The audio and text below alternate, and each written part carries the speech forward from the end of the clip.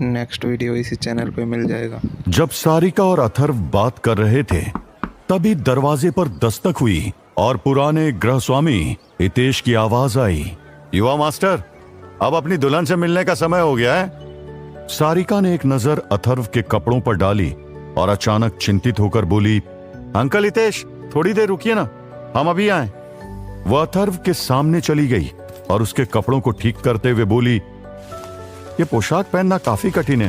पहले की घटनाओं के कारण तुम्हारे कपड़े अस्त व्यस्त हो गए, मैं इन्हें अभी ठीक कर देती हूँ। बर्फ जैसे सफेद नाजुक हाथों की एक जोड़ी ने जल्दी से काम शुरू किया।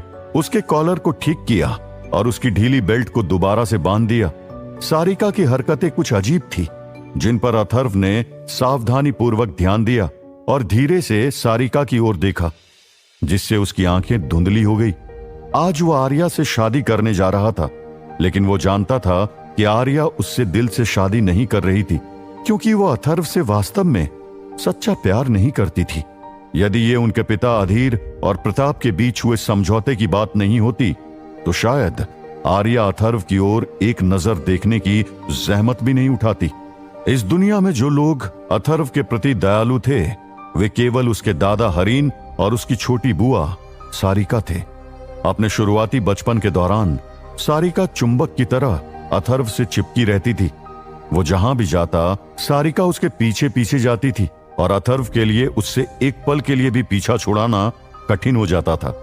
यदि सारिका उसे कुछ समय के लिए भी नहीं देख पाती, तो वो जोर जोर से रोने लगती थी। हालांकि जब अथर्व 10 साल का हो गया और उसकी क्षतिग्रस्त मिस्टिक वेन्स के बारे में पता चला, तो सारिका एक ही रात में जैसे बड़ी हो गई। वो मिस्टिक वेन्स के टूटने के परिणामों को समझती थी और तब उसने अपनी पहचान एक छोटी बुआ के रूप में गंभीरता से समझनी शुरू कर दी थी। उसने कमजोर अथर्व के जीवन की रक्षा के लिए कठिन प्रशिक्षण लेना शुरू किया। उसके पुनर्जन्म के बाद अथर्व ने महसूस किया कि सारिका के साथ बिताया गया समय जितना शानदार था, उतना ही कीमती भी था।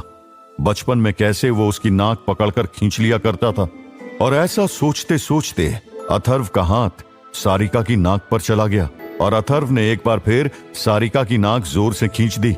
सारिका ने जोर से छींकते हुए अथर्व को धक्का देकर पीछे धकेला और बोली, अच्छी, कितनी बार बोला तुम्हें, मेरी नाक मत छुआ करो।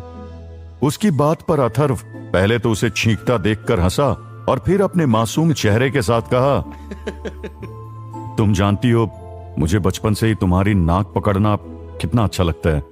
तुम छींकते हुए कितनी प्यारी लगती हो। सारिका ने